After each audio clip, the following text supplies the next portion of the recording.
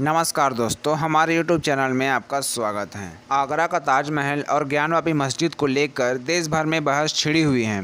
हिंदुओं का कहना है कि ताजमहल कोई मस्जिद नहीं बल्कि एक शिव मंदिर है।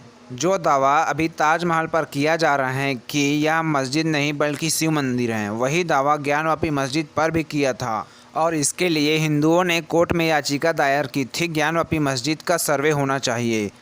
इस याचिका को कोर्ट ने स्वीकार कर लिया। उसके बाद जब ज्ञानवापी मस्जिद का सर्वे हुआ तो उसमें भगवान शिव का बहुत बड़ा शिवलिंग निकला, जिसको कुछ लोग फव्वारा बता रहे हैं। जो लोग इसको फव्वारा बता रहे हैं, मैं उन लोगों से पूछना चाहता हूं कि शिवलिंग के आकार का फव्वारा मस्जिद में क्या कर रहा है।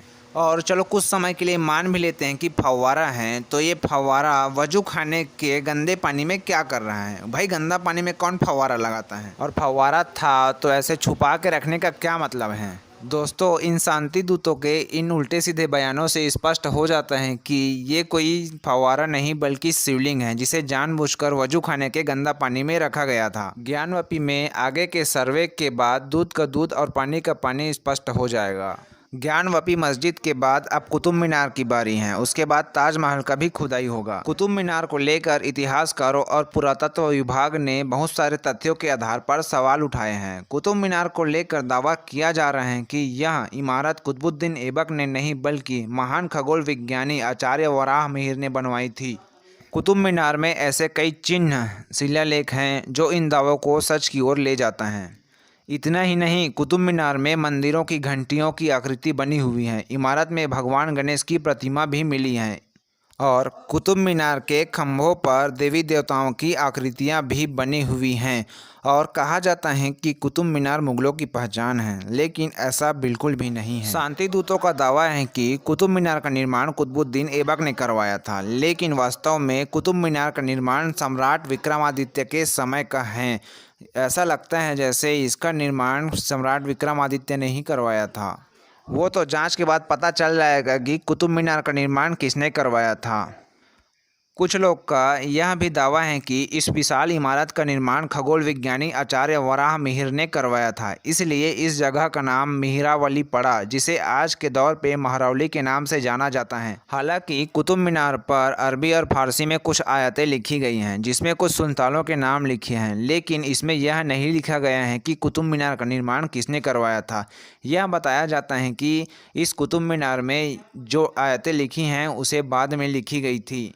कुतुब मीनार के शिलालेख पर यह लिखा गया है कि मस्जिद का निर्माण मंदिरों को तोड़कर उससे निकले मलबे से किया गया है, लेकिन कुतुब मीनार बनाए जाने की जिक्र नहीं है।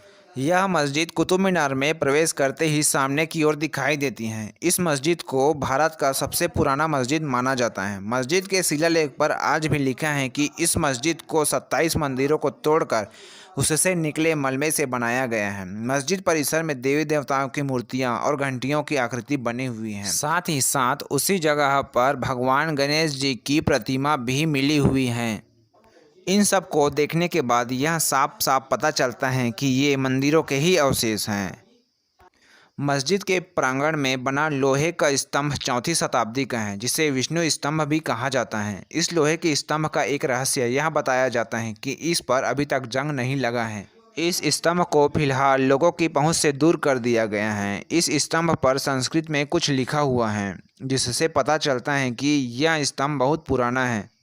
इतना पुराना है कि उस समय शांति दूतों का अस्तित्व ही नहीं था। जिस प्रकार से कुतुब मीनार को बनाया है उसे सूर्य स्तंभ माना जाता है। इतिहास के पन्नों को अगर पलट कर देखा जाए तो उसमें लिखा है कि इसे कुतुबुद्दीन ऐबक ने बनवाना शुरू किया था। उसके बाद इमारत को अल्तमश और फिरोज शाह तुगलक ने पूरा किया था।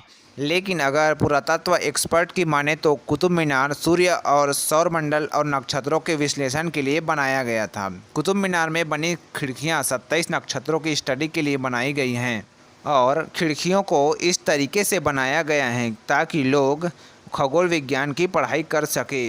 यह बताया जाता है कि साल के 365 दिन में से एक दिन में कुतुब मीनार की छाया नहीं बनती हैं, मतलब कुतुब मीनार की छाया धरती पर नहीं पड़ती हैं। अगर खबरों की माने तो हर साल 21 जून को दोपहर 12 बजे कुतुब मीनार की छाया धरती पर नहीं पड़ती, क्योंकि इस दिन सूर्य उत्तरायण से दक्षिणायन में प्रवेश करता है। कुतुब मीनार 25 इंच दक्षिण की ओर झुकी हुई है। ऐसा अद्भुत अजूबा हमारे वेद, पुराणों और शास्त्रों से ही मिल सकते हैं, कोई आसमानी किताबों से नहीं। वो लोग तो केवल तोड़ना जानते हैं, बनाना उन्हें आता ही नहीं है। इसीलिए उन्होंने न जाने कितने सारे मंदिरों को तोड़कर मस्जिद बनाया।